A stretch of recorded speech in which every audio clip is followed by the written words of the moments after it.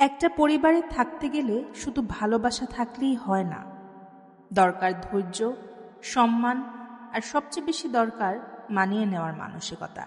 কারণ একটা পরিবার মানে এক ছাদের নিচে অনেকগুলো আলাদা মানুষ। সবার চিন্তা এক না, সবার স্বভাব এক না, সবার চাওয়া পাওয়াও এক না। কেউ খুব সহজে সব মেনে নেয়, কেউ আবার একটু জেদি হয়। কেউ কথা বলতে ভালোবাসে, কেউ চুপচাপ থাকতেই স্বস্তি পায়। এই ভিন্নতাগুলোই আসলে একটা পরিবারকে পূর্ণ করে। কিন্তু এই ভিন্নতার মাঝেই তৈরি হয় ছোট ছোট দূরত্ব। আমরা অনেক সময় ভুলে যাই, সব কথার জবাব দিতে হয় না, সব তর্কে জিততে হয় না। কখনো কখনো চুপ করে থাকাটাই সবচেয়ে বড় প্রজ্ঞা। কারণ একটা কথার জবাব আরেকটা কথা দিয়ে দিলে সম্পর্কটা ধীরে ধীরে কঠিন হয়ে যায়।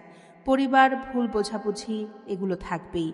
রাগ হবে, অভিমান হবে, হয়তো কেউ কষ্ট দিয়ে ফেলবে। কিন্তু দিনের শেষে যদি আমরা এইটুক মনে রাখতে পারি, এই মানুষগুলোই আমার আপন, তাহলেই সবকিছু সহজ হয়ে যায়। আমরা যদি প্রতিটা ব্যাপারে আমি ঠিক তুমি ভুল প্রমাণ করতে চাই, তাহলে সম্পর্ক হারিয়ে ফেলি। কিন্তু যদি একটু থেমে বলি, ঠিক আছে, আমরা একসাথে ভালো থাকতে চাই, তখনই সম্পর্কটা নতুন করে বেঁচে ওঠে। মানিয়ে নেওয়া মানে নিজের আত্মসম্মান বিসর্জন দেওয়া নয়। মানিয়ে নেওয়া মানে হলো সম্পর্কটাকে গুরুত্ব দেওয়া, কিছু জায়গায় ছাড় দেওয়া, কিছু কথা না বলা, কিছু কষ্ট নিজের মধ্যে চেপে রাখা, শুধু এই জন্য যেন পরিবারটা ভেঙে না যায়। কারণ বাইরের পৃথিবীটা অনেক কঠিন, সেখানে সবাই নিজেদের মতো।